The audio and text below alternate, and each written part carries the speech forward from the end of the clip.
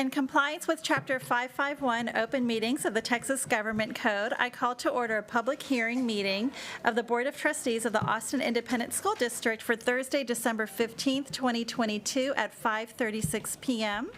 A quorum of the board are physically present at the AISD Central Office to conduct this meeting.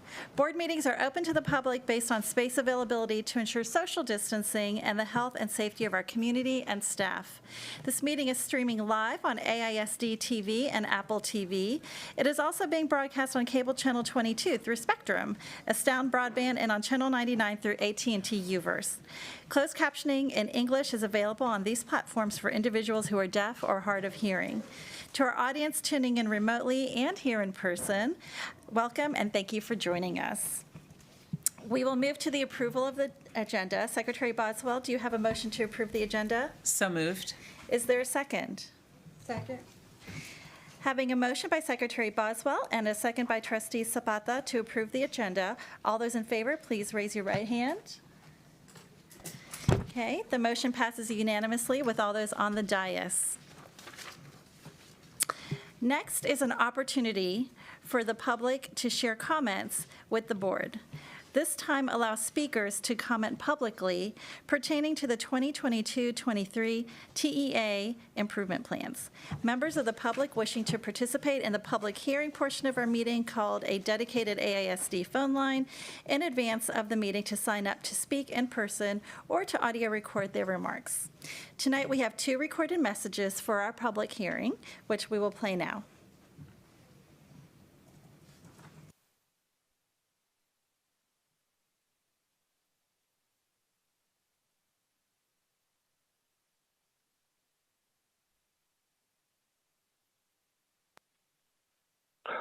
I am Steve Swanson.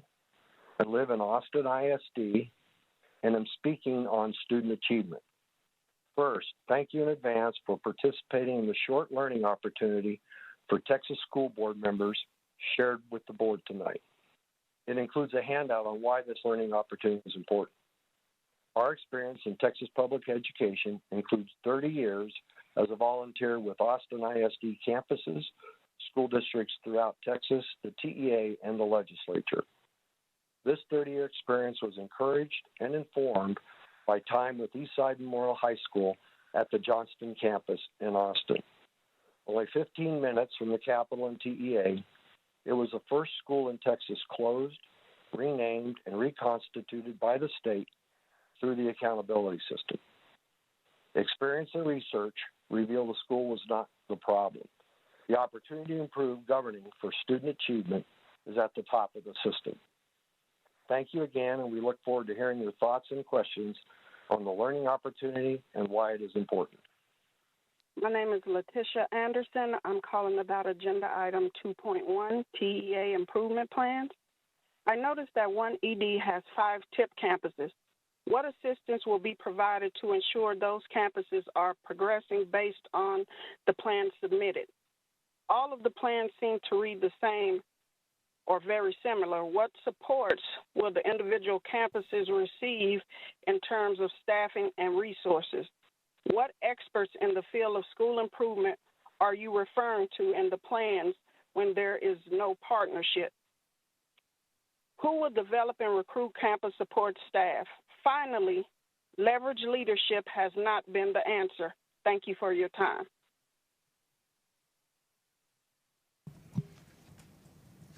Thank you very much. I have a quick question for Dr. Reach. Is this an appropriate time to ask trustees for comments? Okay, so trustees, are there any comments or questions based on the public comment? Trustee Zapata?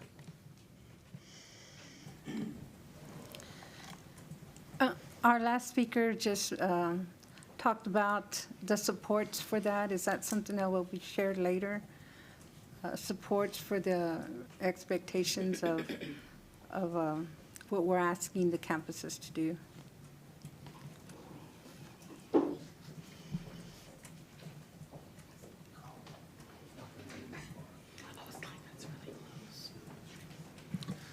Thank you, Trustee Zapata. Yes, during the presentation in just a few minutes, Mr. Hicks and the rest of the team will be able to talk about some of the supports for campuses.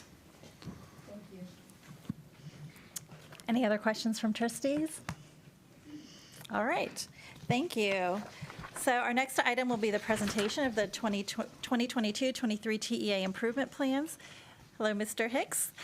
Could you please provide our overview of the improvement plans? And introduce your colleague.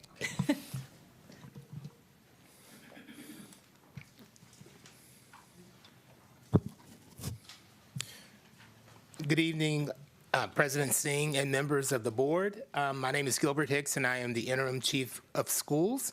And I have with me tonight Dylan Finan, and his title is Dylan Green. Director of Campus and District Accountability. Okay.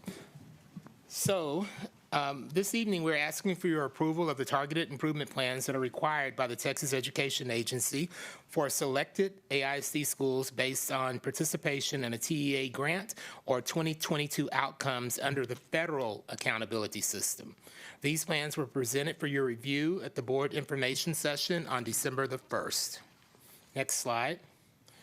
You may recall that the state ratings of D and F were suspended for the 2022 accountability year due to COVID disruptions over the past 2 years. Campuses that did not achieve an overall grade of C or better were assigned a label of not rated via Senate Bill 1365. However, federal ratings labels of comprehensive and targeted support were assigned in 2022, and schools that received those federal labels were required to develop targeted improvement plans, or TIPs, for the 22-23 school year. Schools that were awarded TEA's Essential Schools Framework Grant were also required to develop a targeted improvement plan. This slide shows the schools in 3 categories. First, the comprehensive support schools, then the participation in the Essential Schools Focus Grant, and finally the targeted support schools. Tips for the schools were shown in red, underlined text require board approval, and will be brought to the board are being brought to the board for consideration tonight. Note that a school may appear in more than one column if the school has a federal label and is also a grant recipient. Note also that as an in-district charter school, the tip for Mendez Middle School will go to the board of the third future for approval. Next slide. Targeted improvement plans must be developed based on TEA's Essential Schools Framework, or the ESF. The framework has identified 5 levers that you can see. Well, it's kind of hard to see them, so I'll tell you very quickly that they are strong leadership and planning, strategic staffing, positive school culture, high quality instructional materials and assessments, and effective instruction. And each school selects 2 levers as their year-long foci. Next slide. So the Effective Schools Framework is part of a cyclical process that includes consistent assessment of current practices, prioritizing gaps in those systems or practices, and then also a focus on capacity building and ongoing tip monitoring and implementation support from the TEA's Department of School Improvement and the campus leadership teams, and then our own accountability department and district coordinators of school improvement. The TIP is the keystone of school improvement work at the campus. So tonight, we are bringing the targeted improvement plans to you for consideration and action.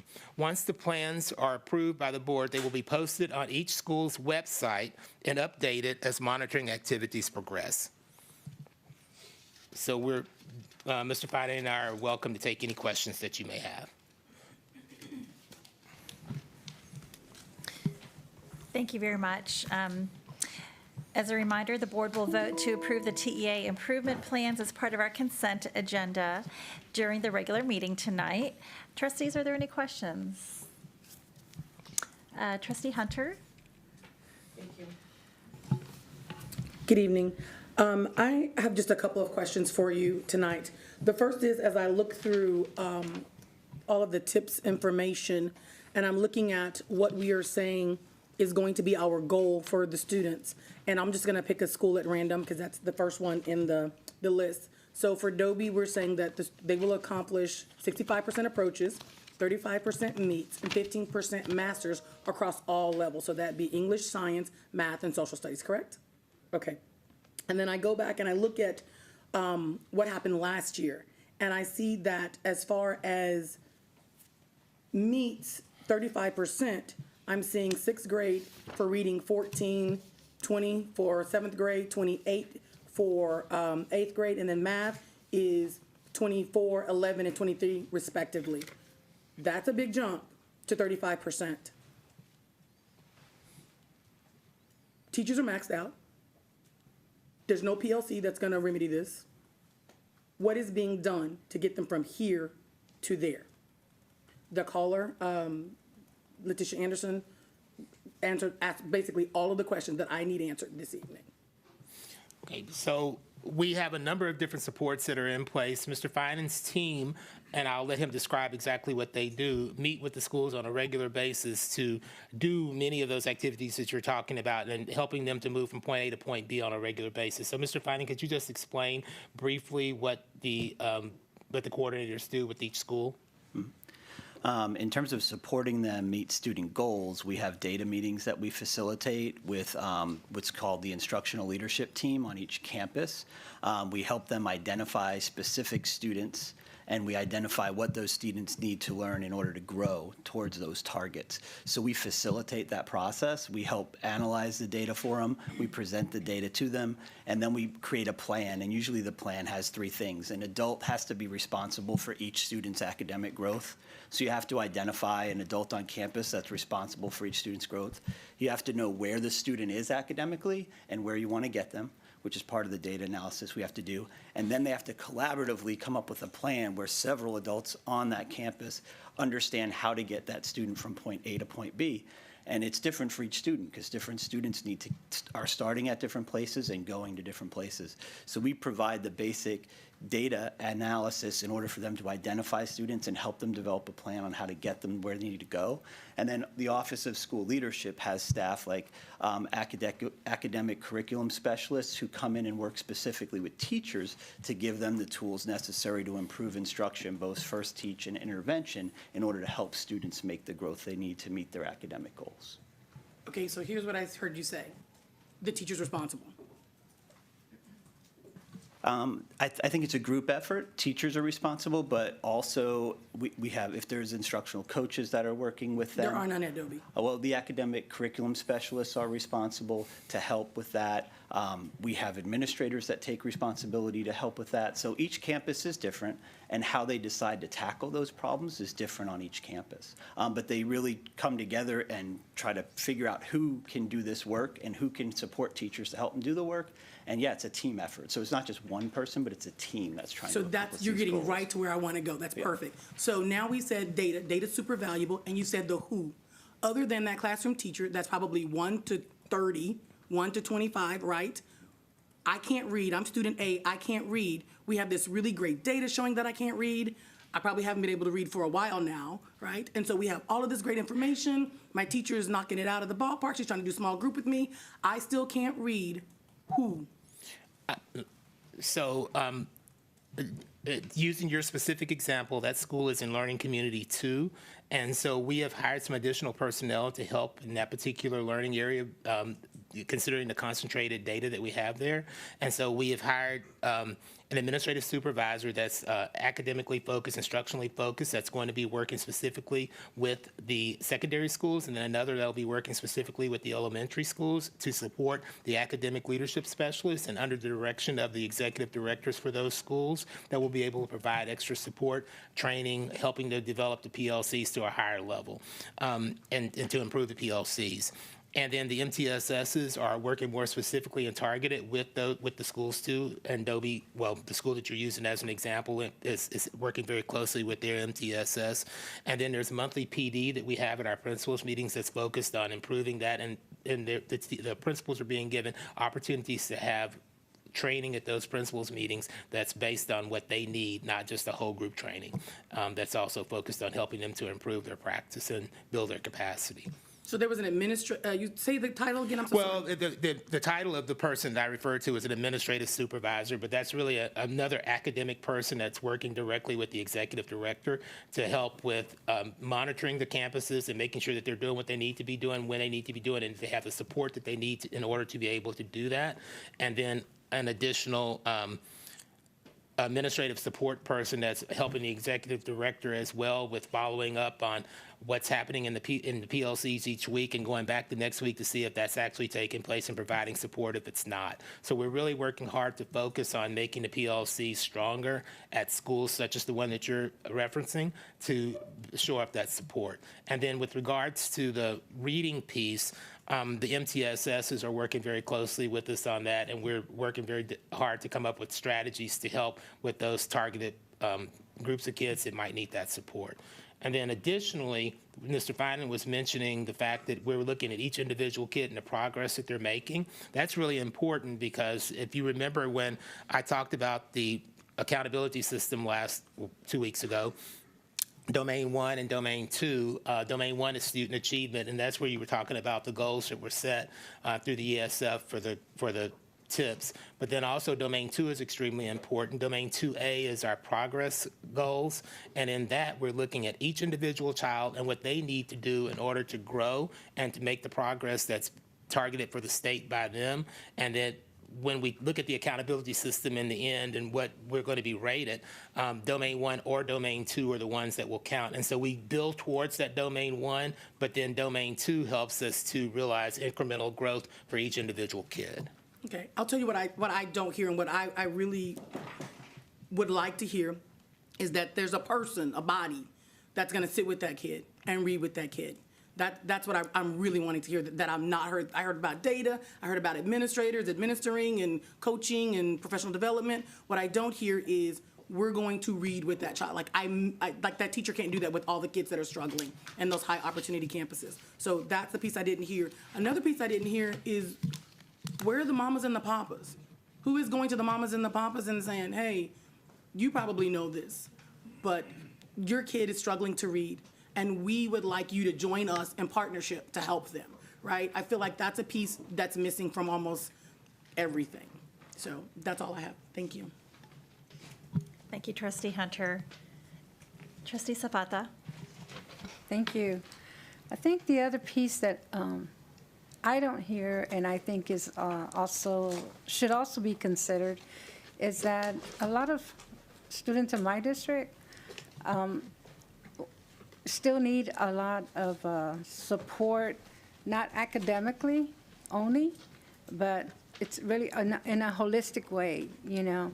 So the mental health piece, for example, a lot of support there. So how are we supporting them in that way? Because if we don't take care of that first, we cannot even get them to second base in their academics.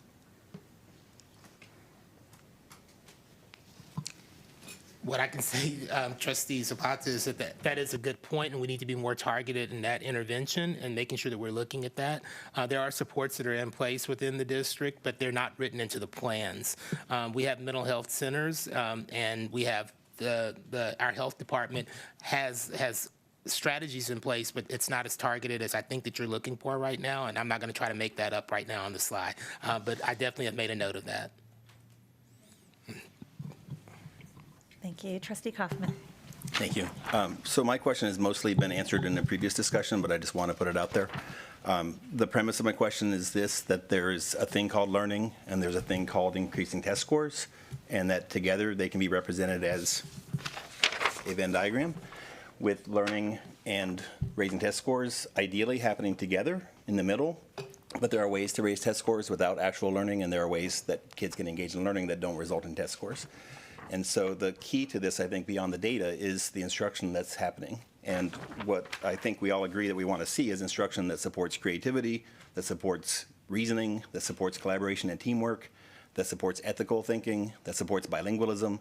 And so I just want to restate my excitement about a board that will truly support our staff and our amazing teachers and our amazing central office administration and principals to really focus on the instructional piece and making sure that our kids are having a really valuable learning experience while we focus on also raising the test scores.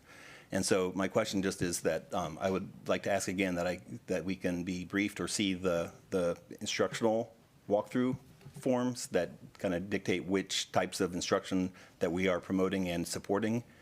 And I would like to just be kept up to date on the development of a true academic vision for our district in terms of what instruction looks like.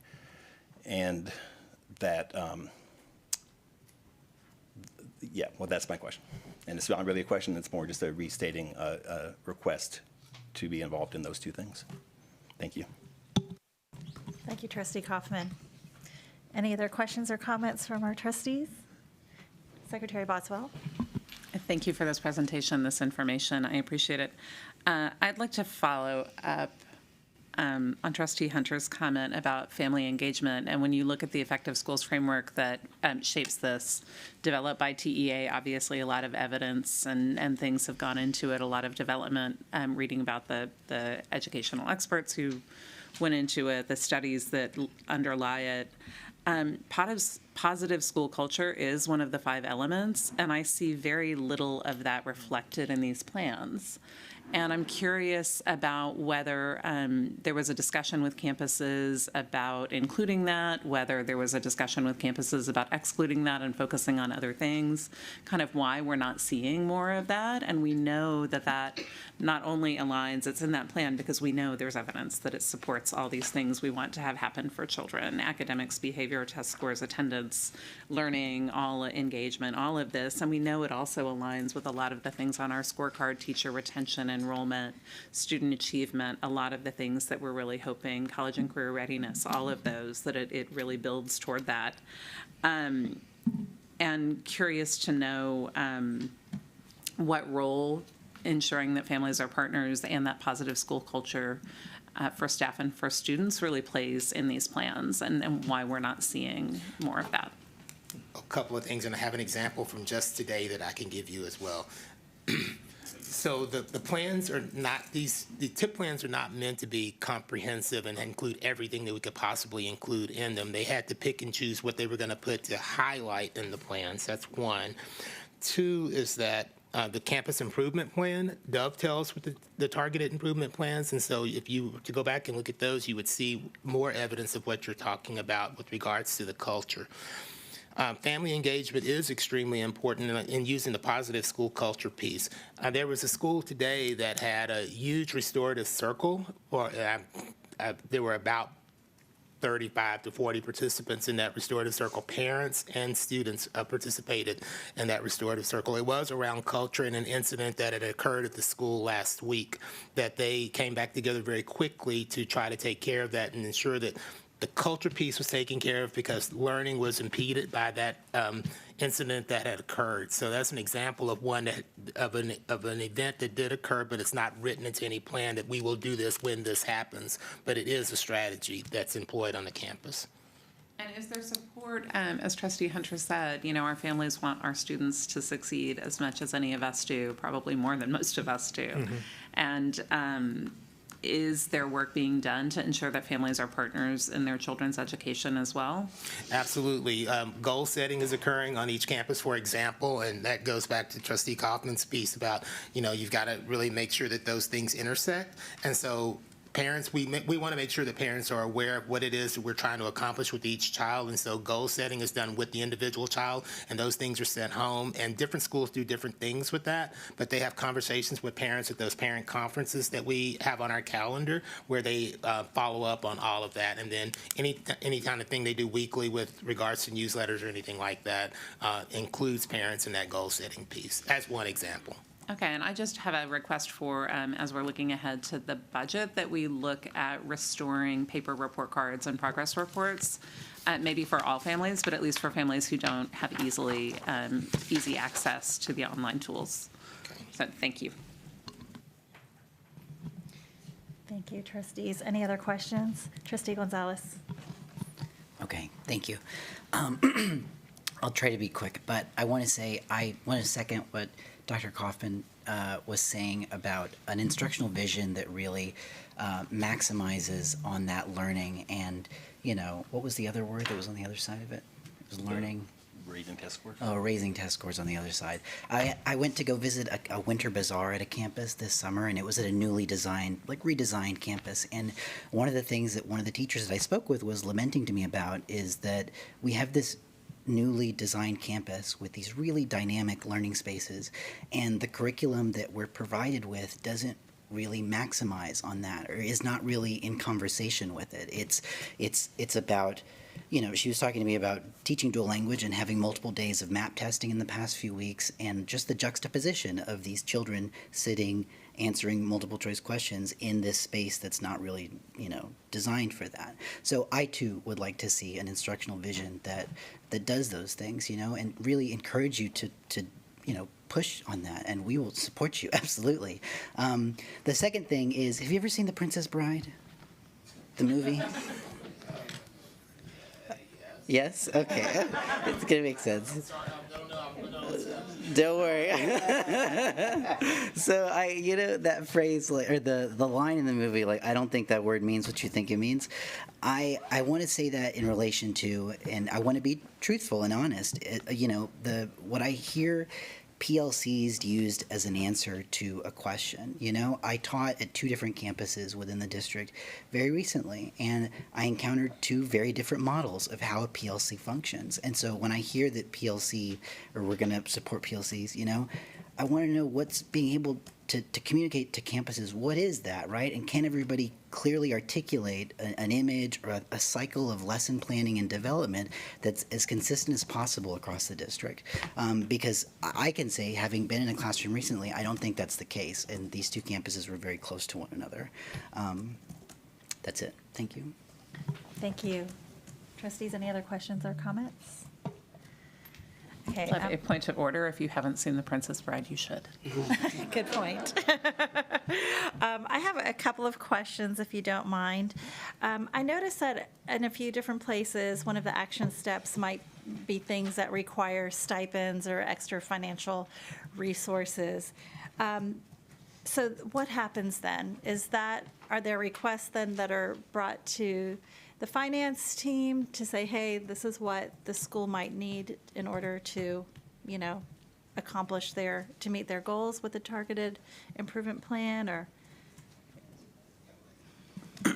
In most cases, that's probably part of the ESF grant, the Exceptional Schools Framework Grant, or SIG grant funds. So a lot of our comprehensive schools receive SIG grant funds from the state, and that's what they use those funds for, those types of activities. Okay, thank you. My next question was related to the leverage leadership. Could you please describe, just in a very basic nutshell, like what that comprises?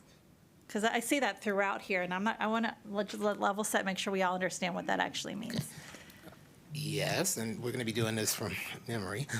So leverage leadership is levers of leadership that are implemented as part of a framework for instruction. So those levers include data-driven instruction. You've heard us utilize that term over the course of this past year a lot. And within data-driven instruction, we're looking at assessment, action, culture, and a culture of data and analysis.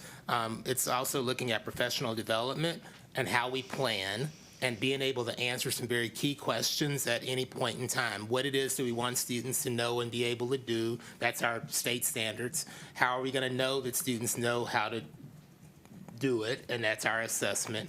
And then what are we going to do if students don't know and don't get it the first time? Those are our interventions.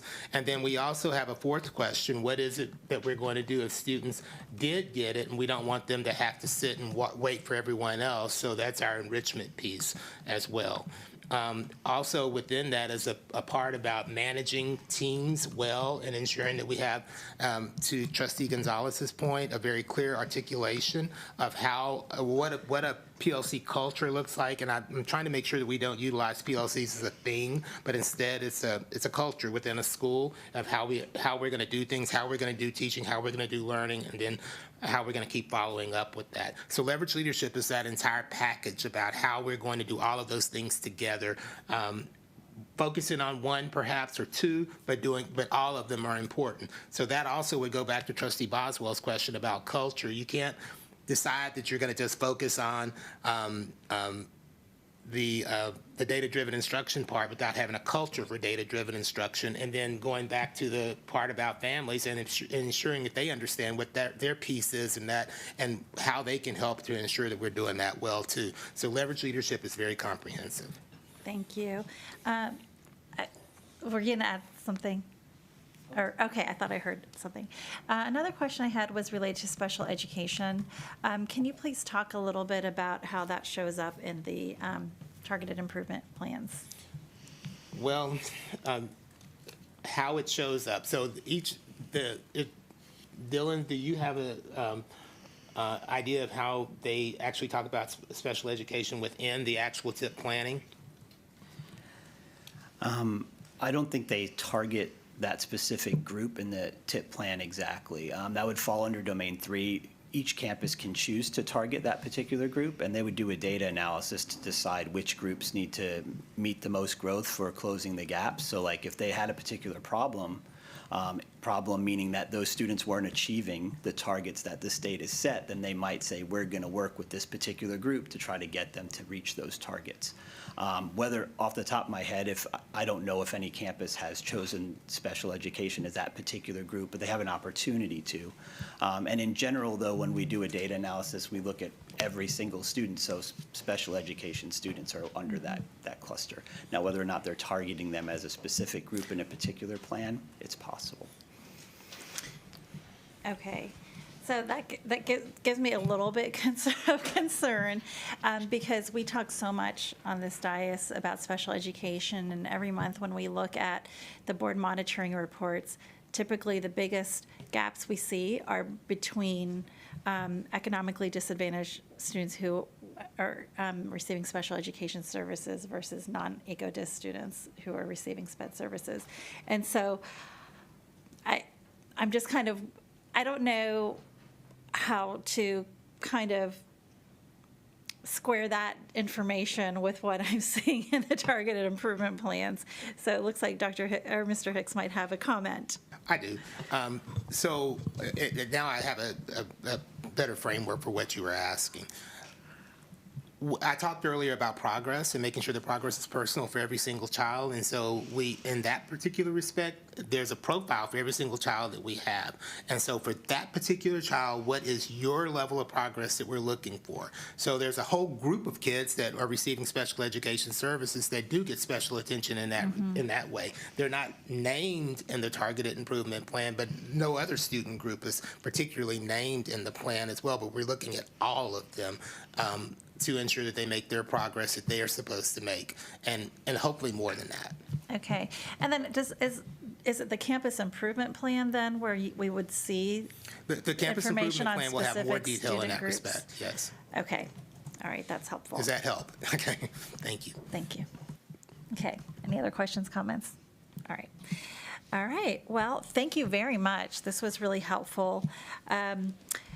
So at this time, we will adjourn our public hearing and take a short break, and then we'll return to the open regular voting meeting where we get to finally recognize all these amazing principals that are here. Can't wait to do that. So Secretary Boswell, do I have a motion to adjourn this meeting? So moved. Is there a second? Second.